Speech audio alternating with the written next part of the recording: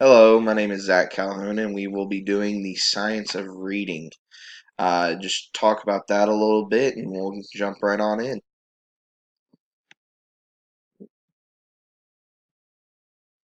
A simple breakdown of what is the science of reading. It breaks down the categories of phonological awareness, phonics, fluency, and vocabulary. Now, phonological awareness is the sound structure. That could be the breakdown of words and being able to sound those out um, and identify those. Phonics is the relationship between sounds and letters. So your basics, whenever you're younger, of knowing what A sounds like an ah, and so on and so forth, and being able to combine those and make sounds out of to create words. Fluency is to read words properly. Again, fluency with that, you can be expressive and understand tones. Especially if you're reading it, you can understand maybe like in a good book. What is the scenario? Is it happy? Is it sad? Is it, um, what is the expression within that? Vocabulary, the understanding of words. Again, the understanding of words means everything. How you talk to people and what they're saying, so on and so forth. So moving on. Starting off first, phonological awareness. Again, when we look at a word, can we break it down and be able to um, understand what that word is? So when a kid first looks at a word, he visually breaks it down and is called a sight word. So something that he might understand right, or he or she might understand right off the bat. Can they see it? Can they break it down? Understand the sounds, and when it's if they were to say it out loud, can they understand it? How can it benefit our students? Well, it can help us blend sounds and words together. Um, that way, if you say a longer word, you can blend those sounds together and make it make sense rather than it sound just like a jumbled mess. This is the process of us putting the pieces together, and so on and so forth. Oops, my mouse is crazy. Fluency, the process of reading fast and efficiently and to express correctly. Like I said earlier, um, um, you can show expression. Whether, like I said, you're excited, mad, sad, you can read these things and understand the tone that is set within it. So it's beyond just reading the word. You get a deeper understanding of what is going on whenever you're reading. Um, Again, it goes along with your orthographic mapping. It can cause reading and writing improvements. So based on these words that they're reading and understanding, it could help them with their reading and also with their writing improvements if they're more fluent in their reading. Um,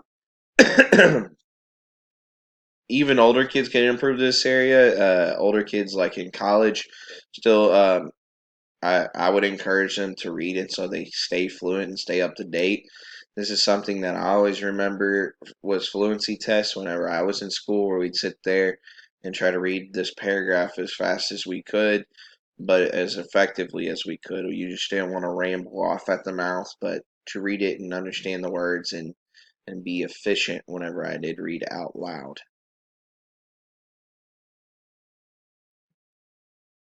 Vocabulary, knowledge of words and their meaning. Again, if you don't understand the word, it's probably not a good thing if you're reading it because you're not going to understand what the context is or what's going on.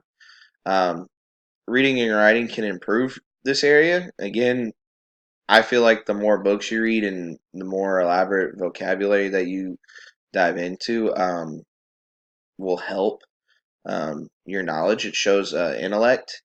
Um, the higher your vocabulary, usually people tend to think you're smarter if you have a broader vocabulary. Also, if you have a broad vocabulary or know how to um, use your grammar correctly and all that, it actually can improve your writing. I've noticed this throughout college. If you have a broad vocabulary, it helps when it comes to writing and being able to really put your message across. Um, it can help you tremendously. Also, vocabulary kind of shows your background, whether you use a lot of slang from the region that you're from or the way you say certain things and when you're expressing yourself.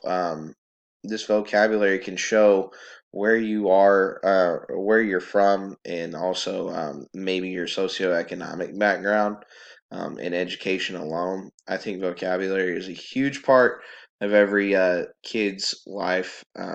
It should be really, really important for parents um, to help or teachers to help their kids vocab. How to be as a teacher? Well, I think we got to be urgent.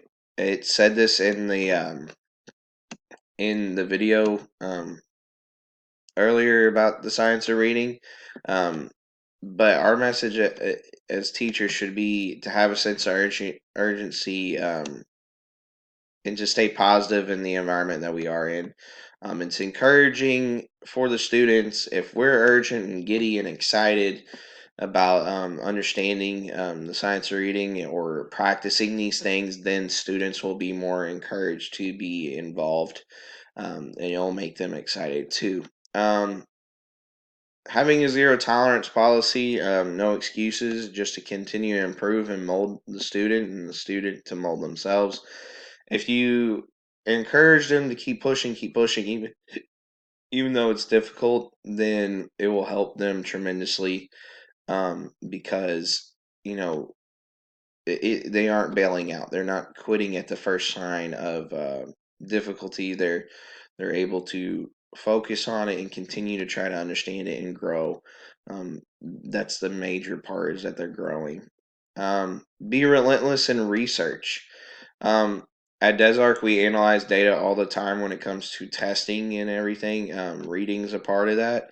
I'm a science teacher, so I don't get really too much involved in that. But again, data does work. It does help. It shows where we have holes in our teaching or where we've improved tremendously. So now I can incorporate this into my standards whenever I teach. So if we lacked in interpreting data, I can always um, incorporate more graphs or tables, and so we can look at those and break it down even more. Same thing with reading. If we lack in a certain area, they can break it down and get better at it. Or if they've improved, give the kids a pat on the back, tell them they've done a good job, and it will help tremendously. I think data is a part of the world today, especially with technology. If we have the power to use it, let's use it. Use it to your advantage. Use it as a resource, more than anything. My conclusion, all of these subjects, whether it's phonological, phonics, vocabulary, and fluency, they all come together to create this big thing, and that is comprehension and understanding whatever they're reading or whatever they're writing, so on and so forth, mainly reading in this instance. They're able to understand words, they're able to understand sounds, and if they combine all these things, they have an understanding and a comprehension of what is being read and what is being expressed. And that's the ultimate thing there. There's the works cited. And thank you for listening, and I hope you enjoy.